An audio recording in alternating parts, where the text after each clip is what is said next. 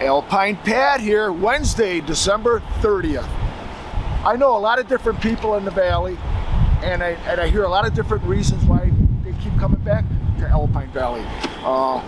High-speed lifts, state-of-the-art snow grooming, awesome features in the terrain park, but most recently, I've been hearing the number one reason is our snowmaking capacity and the quality of our snow. I have our chief snowologist here, Jeremy, who runs the snow crew here. Jeremy, what's it take to get this hill from no snow to get a good partial opening? A good partial opening gives us about maybe 2 full nights of making snow. We run the guns from the second we get temperatures to the last second we can.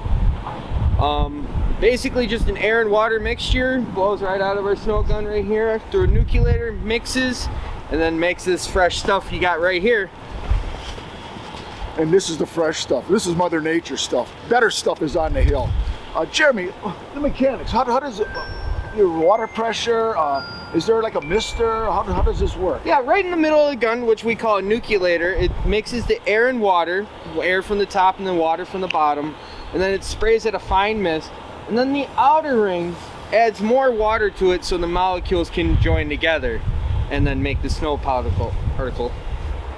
It's our proactive approach towards snowmaking that always makes Alpine Valley the first to open up in the area, the first to be 100% open, all runs open, and the first to have features on opening day.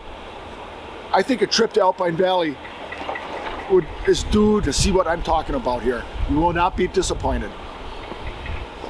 Jeremy. Oh, come on. Come on. All right, ready? Booyah! All right, I gotta go.